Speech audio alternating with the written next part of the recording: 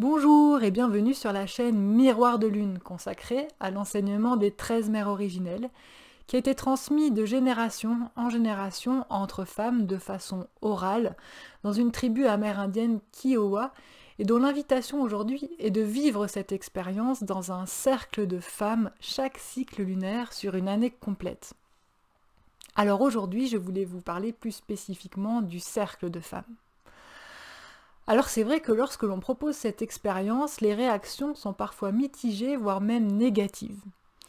Alors je pense que cela est dû au contexte actuel et à l'histoire, qui fait que aussi beaucoup de femmes se sont battues dans des courants féministes pour que la femme devienne l'égale de l'homme. C'est pourquoi aujourd'hui reséparer l'homme et la femme peut être très mal compris et vécu comme un retour en arrière ou quelque chose de complètement has-been. On voit aussi des réactions d'hommes assez violentes parfois, qui peuvent le vivre comme un rejet et qui ne comprennent pas l'intérêt de cette expérience. Je pense qu'aussi certaines femmes refusent de vivre cette expérience tout simplement par solidarité avec les hommes. Et c'est quelque chose que je comprends tout à fait, puisque moi-même, lorsque l'on m'a parlé de cercle de femmes au départ, ça m'a pas parlé du tout. Tout simplement parce que j'ai grandi avec des hommes bienveillants et j'aime les ambiances masculines, et je ne voyais pas du tout l'intérêt pour moi de me retrouver que entre femmes. Voilà, c'est pour ça aussi que je vous fais cette vidéo, pour vous partager mon expérience, et comme cela m'a apporté un profond bien-être, et m'apporte encore aujourd'hui un profond bien-être. Alors pourquoi c'est important de se retrouver entre femmes ? Déjà, je pense qu'il existe très peu d'espace dans la société pour se retrouver ensemble et partager et échanger sur des sujets un peu plus profonds que superficiels. Il y a certains sujets, comme par exemple les règles douloureuses, la ménopause ou des choses comme ça, qui peuvent déranger les hommes et qui peuvent tout simplement ne pas les intéresser. Donc c'est aussi pour nous que c'est important de se créer un espace pour ça, pour parler de nos difficultés, de nos épreuves, que parfois d'ailleurs nous traversons seuls, comme par exemple la stérilité, la perte d'enfants, voilà, sans parler de toutes les difficultés que rencontre la femme, même lors de la grossesse et de la naissance de l'enfant. Donc dans le miroir de lune et dans cet espace dans lequel nous nous faisons miroir, nous pouvons nous donner des conseils, nous aider les unes les autres. Il peut y avoir aussi tout simplement une dimension de parler de nos complexes et ô combien c'est difficile de devenir une femme et de s'aimer. Voilà, donc tout ça est très important dans le cercle. J'aimerais aussi aborder la question de l'enseignement qui nous permet aussi d'être en rapport avec nos cycles lunaires, d'être en lien avec la lune, les temps de pleine lune, les temps de nouvelle lune, dans la sororité. C'est quelque chose qui apporte quelque chose de vraiment très fort. Sur ça, je vous conseille d'ailleurs de regarder ce livre, voilà, pour explorer les secrets des cycles féminins, voilà, qui est dans une édition magnifique, qui s'appelle Le Courrier du Livre. Voilà, je vous mettrai les références en dessous de la vidéo, pour justement entrer dans cette sororité et être conscient de nos cycles lunaires, avec la lune. Voilà. Un autre point qui me semble très important dans le fait de se retrouver dans des cercles de femmes, c'est aussi la question de se trouver en sécurité, de se retrouver dans un espace en sécurité. C'est vrai que beaucoup de femmes ont vécu des violences conjugales, des viols, des violences, et c'est vrai qu'elles ont peur des hommes. Et elles ont besoin d'un temps que entre femmes pour pouvoir s'exprimer et se reconstruire. C'est vraiment un temps de reconstruction pour pouvoir s'ouvrir ensuite au monde. Il y a aussi la question de la séduction. D'une autre façon, il y a certaines femmes qui ne font des choses que si elles sont dans des présences d'hommes.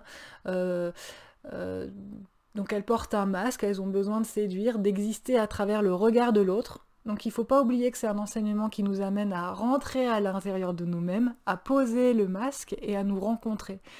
Et justement à ne plus être dans un mouvement vers l'extérieur, mais aller dans un mouvement vers l'intérieur. C'est-à-dire que c'est un moment que l'on s'accorde à soi-même, pour soi, où l'on n'est pas deux, où on n'est pas en relation avec l'autre, mais où on est un et on existe pour soi.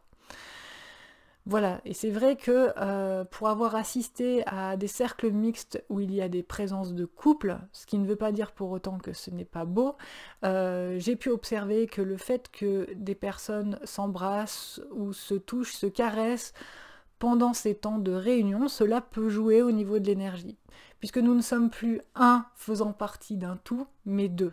Et c'est pas du tout la même chose qui va se passer au niveau de l'ouverture du cœur.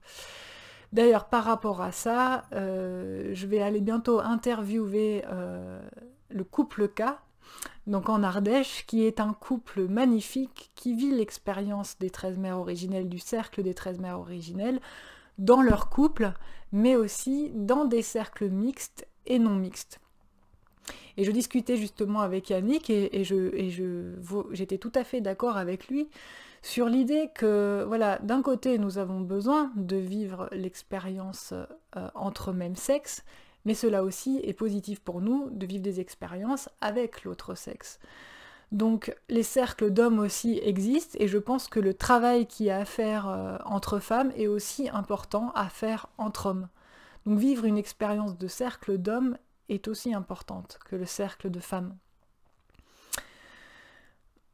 Il y a un moment donné, en fait, dans le cheminement où on se rend compte que le masculin et le féminin n'est pas, en fait, à l'extérieur de nous. C'est deux forces en nous qui interagissent, le mouvement yin et yang, aller vers l'extérieur, aller vers l'intérieur, et que ce travail a besoin d'être fait en nous avant d'ensuite aller vers l'autre. Et peut-être qu'un jour, nous nous retrouverons tous ensemble une fois que tout ce travail sera fait. J'aimerais du coup vraiment dans cette vidéo exprimer toute ma gratitude aux gardiens, aux hommes qui comprennent l'importance que les femmes se retrouvent entre elles, qui contribuent d'une façon ou d'une autre, même sans être en couple, mais aussi les hommes qui par exemple permettent à leurs femmes de venir vivre ces moments de sororité en gardant les enfants ou en étant une oreille attentive. Je remercie tous les hommes qui permettent que cela puisse exister. Et enfin, je pense que la raison aussi primordiale aujourd'hui pour que les femmes se réunissent est aussi écologique, dans le sens où plus on prend soin de nous et on va bien avec nous-mêmes, plus cela a des répercussions sur la planète. Sur ce point, voilà, je vous fais une petite référence à ce livre, voilà, de Pascal Derme, Sœur en écologie, qui aborde justement cette question du lien avec la nature, la terre-mère. Je pense que je ferai une vidéo plus spécifique sur cette question, avec aussi Claire-Josane Mézel, qui vient de sortir son livre « Les sagesses du cercle, la résurgence de la spiritualité féminine », et qui s'interroge sur le fait de savoir si ce mouvement féminin, de rencontres féminins et de cercles de femmes ne pouvait pas aussi avoir un impact avec le mouvement de guérison de la terre-mère. Donc ça c'est aussi une question qu'on pourra aborder dans une autre vidéo. Voilà, je vous souhaite une bonne journée, j'espère que cela vous aura éclairé et peut-être vous donner envie de vivre cette expérience. Bonne journée!